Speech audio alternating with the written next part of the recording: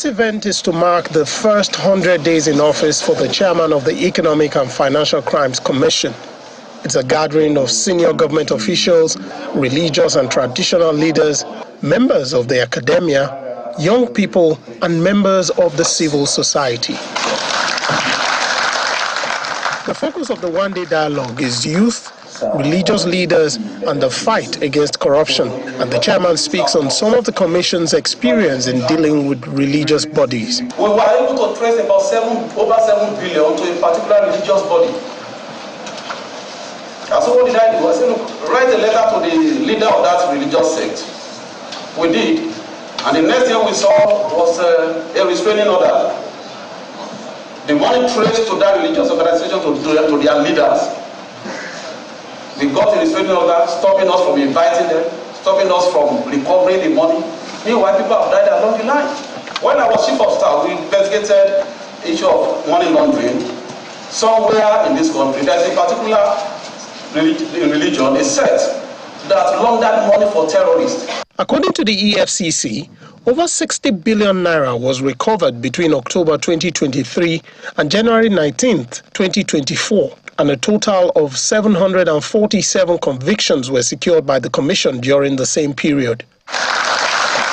The effort of the Commission is recognized by religious and traditional leaders. However, they made suggestions on how to fight corruption, especially among young people. Let us not forget to teach by example. Let us demonstrate very clearly always by our way of life that honesty is possible and rewarding. Care must be taken in who you appoint into which office if you really want to succeed as a government. These appointees must have no records of criminal activities. They must not have character deficits. An average youth will think that these leaders, for them to be getting away with a lot of things, that means I have to look for a quick way to get to the top as well. So the system is actually brewing and brewing corruption. We are in a terrain now where vice chancellors can hardly even correct their pupils or their graduates or undergraduates because of reprisals that we fear may come on to the universities or vice chancellors. Taking into cognizance the demographic prediction of Nigeria's population by 2050, which stands at 400 million people, the Vice President, Kashim Shettima, says more needs to be done to foster communications and turn Nigeria's population to dividends for the country. Nigerians have been victims of mislabeling.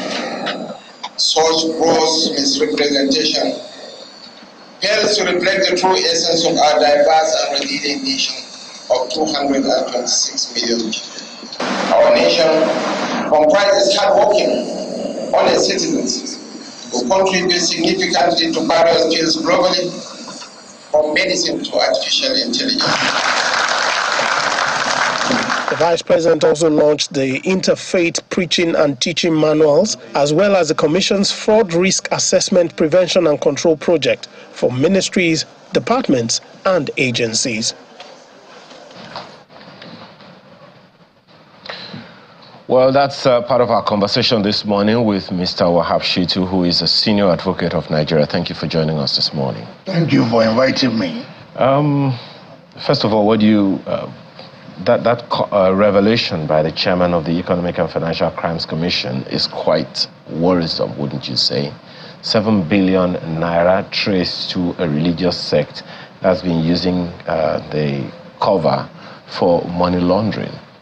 Well, that is worrisome, but it also is evidence of the fact that there is generally a systemic collapse, institutional collapse, which goes across all strata of the society, whether in the religious sphere, whether in the political sphere, whether in the economic sphere. You have this pervasiveness of corruption, a breakdown in systems, in structures, in institutions, and that it also underscores the need why we have to cooperate and collaborate with the EFCC in stemming the tide of economic and financial crimes.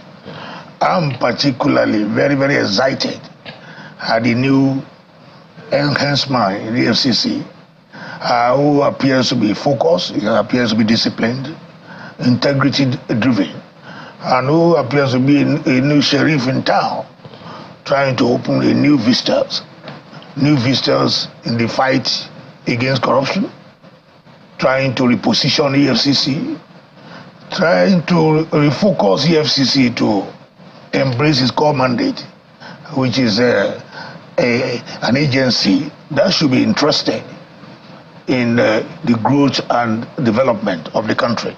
EFCC, in fighting corruption, must also have it at the back of the mind, of his mind, that we should not do anything that will stall our growth process. We should not do anything that will stall our developmental process. And so, because of this, you can see that clearly he has hit the ground running. He's trying to rebrand EFCC. He's trying to give EFCC a new face, a new direction. He has set for himself a three-pronged agenda, which is very, very critical of. One, he says he wants to refocus EFCC to embrace its core mandate. If you look at Section 6, Section 7, Section 8 of the EFCC Act, EFCC Act is set up to assist the growth and developmental process of the country. He wants to focus on that. Secondly, he is also determined to entrench accountability and transparency in governance processes. So that, and he has set an example in this direction. For the first time, you saw a chairman who has openly declared his assets and has urged operatives of EFCC at all levels to also declare their assets. So that is in furtherance of his agenda to promote accountability and transparency in governance processes.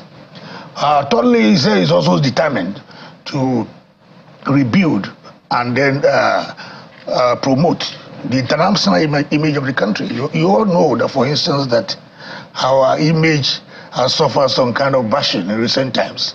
And so if we need to encourage foreign investors to come in, if we need to encourage direct foreign investment to come in, then we must rebrand our image. We must rebuild our image. We must, he said he's focused on that. And apart from his agenda, he has also outlined some strategies that he has identified to fight this malaise. Perhaps one of the challenges here that would be playing in the minds of many is how that takes root from the government agencies, ministries, departments, and agencies of government, where, you know, it's easy to say for any Nigerian that that's where the corrupt activities begin.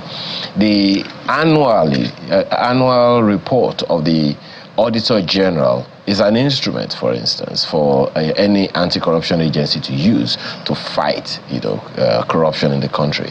A good number of people are named, officials are named in that document every year from 2015.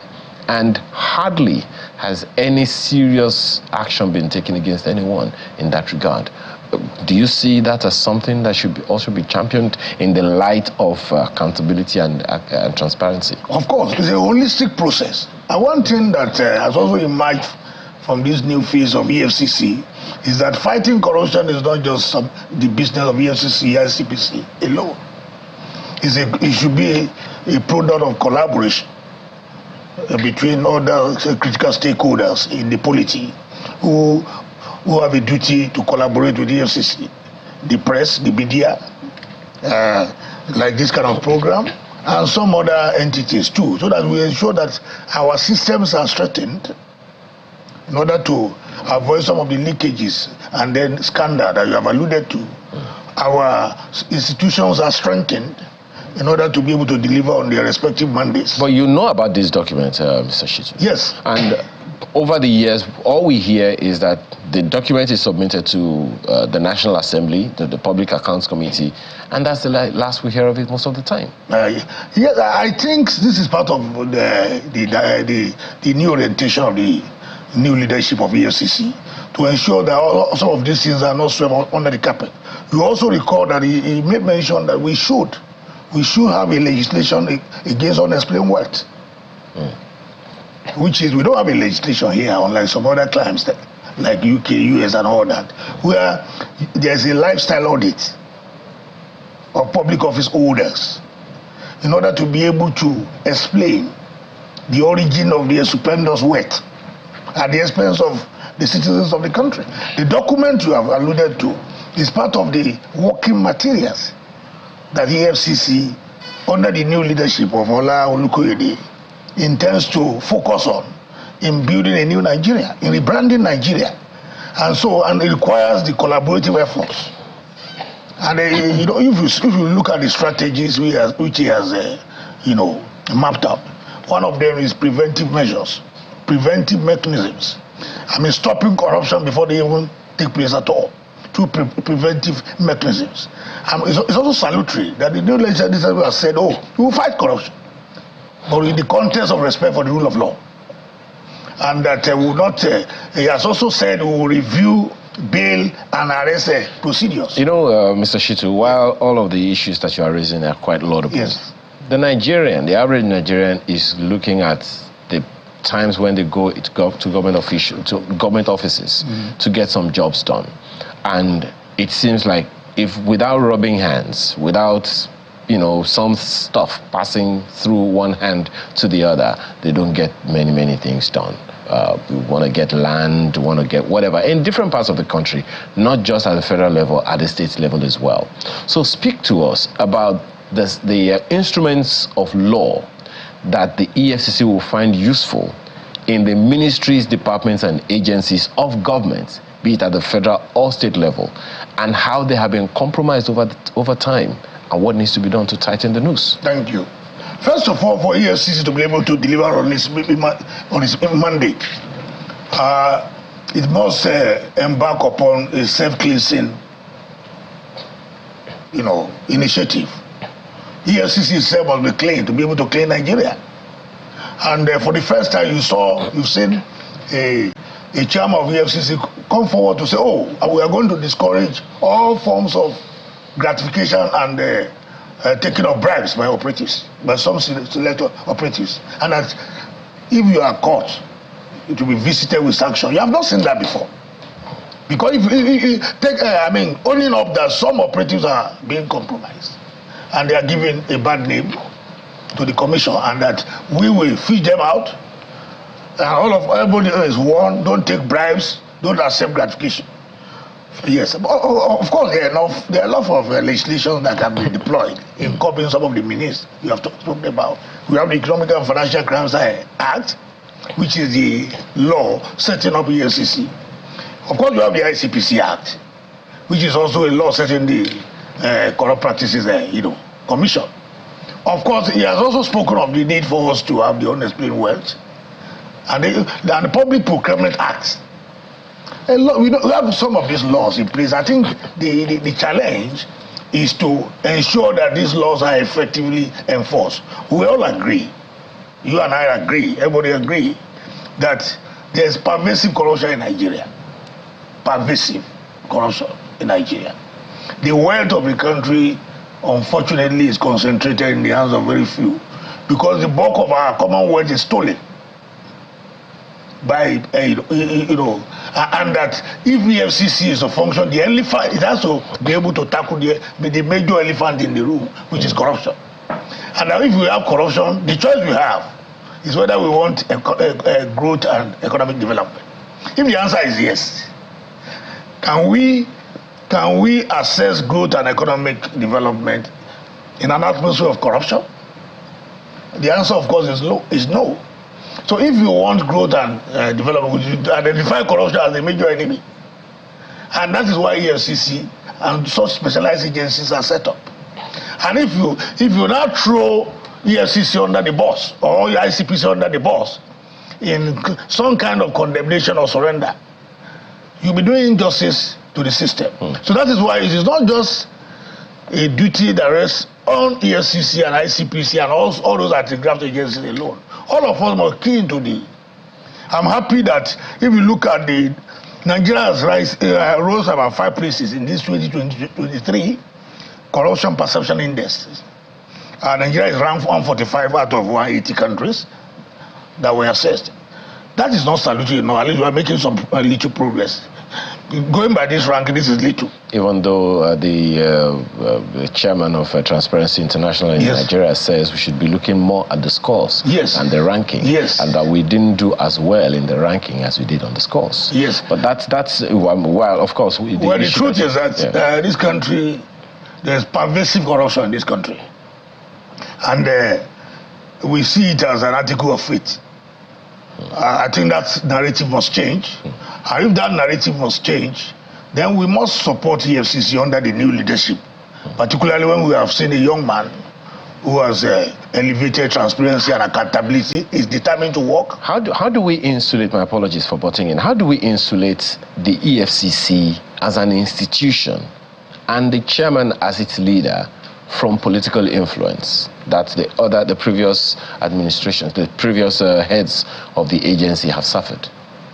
Well, unfortunately, the system is designed in such a way that the chairman of EFCC cannot be so insulated. And if you want to insulate the chairman of EFCC from such political interference, then we need to redesign the system.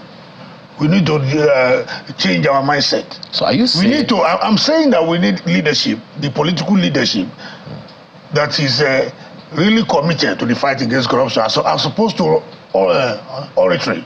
You understand what I'm saying? Are you saying that the chairman, the EFCC chairman, whoever is vulnerable to the political class? Well, of course.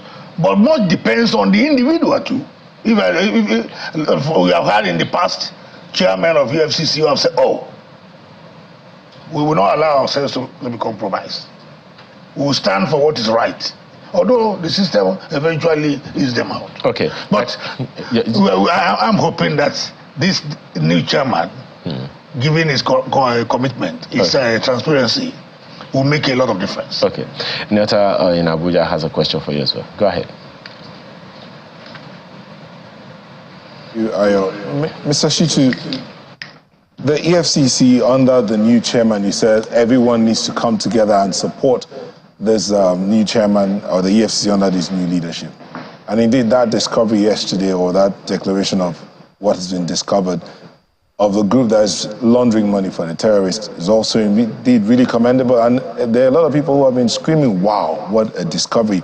But beyond the wow moment of that announcement would be the process of prosecuting this matter and ensuring that it gets to a conclusive end.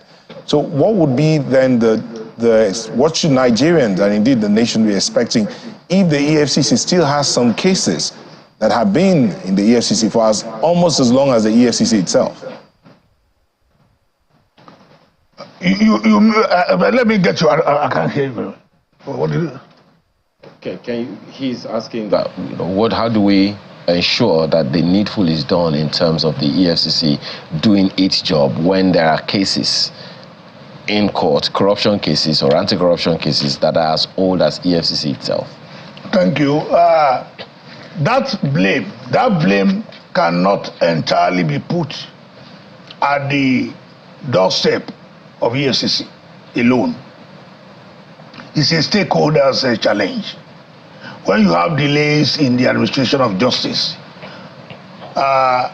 it's a collective blame. The investigators have a share of the blame. The prosecutors have a share of the blame. The defense counsel also have a share of the blame. The judges too has a part of the share of the blame. I think what we require is for us to have a new mindset as even practitioners, that we should have zero tolerance for delays in the administration of justice, and that we should also put in place mechanisms, structures that will forestall delay. For instance, I want to give you an example of this election petition litigation. We all know that in times past, we used to have some of these litigations dragging on even to to even, throughout the tenure of the elected officials.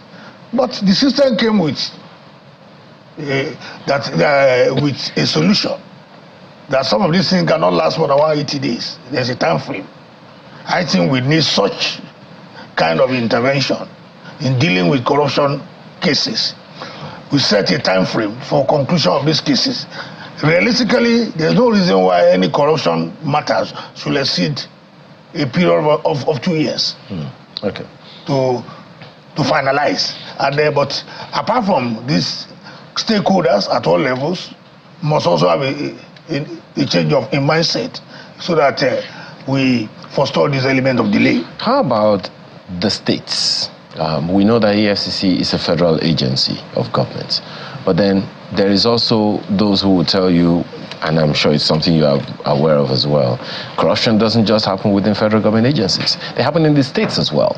So how do we cascade some of these ideals to the state level so that everyone knows that all eyes are on them, the eagle's eye is on them as well?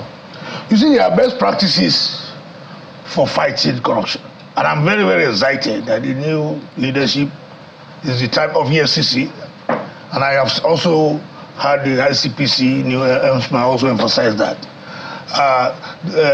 Say publicly that they are determined to fight corruption in the context of best practices. Now, when we are talking of best practices in fighting corruption, we are talking of preventive mechanisms, preventive measures that can be put in place, whether at the state, local government, or federal level, in order to stem the tide of corruption. Of course, you can also look at collaboration between all the agencies of government, all the security agencies in fighting corruption. You can deploy technical assistance. You can also deploy the interagency cooperation, international cooperation too. So if we fight corruption by adopting best practices model of fighting corruption, then it won't be, the focus will not just be on fighting corruption at the federal level alone. It will be fighting corruption at all levels. And then it also starts from the home. It starts from the family. It starts from our schools, our institutions, everything. We need to begin to put in place preventive mechanisms in order to combat this menace. Yeah, just one last thing. Sounds like you're asking us to put anti-corruption studies in our schools. Of course. Because I heard that one of the monarchs spoke at the event and was talking about family values and all those things. Yes. Where did we lose it, and how do we bring all of that back? I think we lost it because society now begins to celebrate wealth without questioning its origin. People no longer care whether what they care about is if you jump into sudden wealth. The color of money, people no longer care about the color of money or how dirty the money is, so long as the money is available to be showcased. And this orientation must change. I heard the Minister of Information talk of a new value system for the country. It's part of it. It's not just for the anti-graft agencies alone. The media must key into this. The civil society must key into this anti-corruption agenda. And governments at all levels too must key into the anti-corruption agenda. Absolutely. It's a collective. Well, absolutely. Most certainly endeavor. A conversation that cannot end in one program nor even in 10, so long as there is life in our nostrils. Thank you so much for your time and your perspectives this morning. Wahab Shittu is a senior advocate of Nigeria. Once again, we appreciate your time. Thank you for inviting me. So close the program this morning with some of your own contribution to it. Festus Akimboye, we're talking about the National Values Charter says the new Nigeria Values Charter can only achieve its objectives when our political leaders show commitment to the charter by being a responsible leader, by raising employment opportunities for our teeming young people, by committing to the health and well-being of all Nigerians, and by making employment opportunities accessible equally. Change must begin with the president himself. That's from Festus Akimboye. All right, well, yeah, I have this one from Imono Enakina. He says, where's patriotism and reorientation when our federal government and its federating units deployed limited effects to import over 1,500 SUVs for federal agencies from local government upwards was deployed to buy locally produced vehicles from innocent motors or even patronize the locally assembled vehicles? It would have made an impact to curb the scarcity of FX and this unprecedented devaluation of the Naira.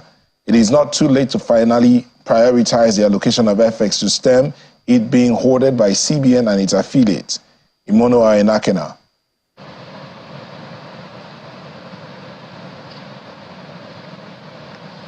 It was the price of rice as a Naira per bag.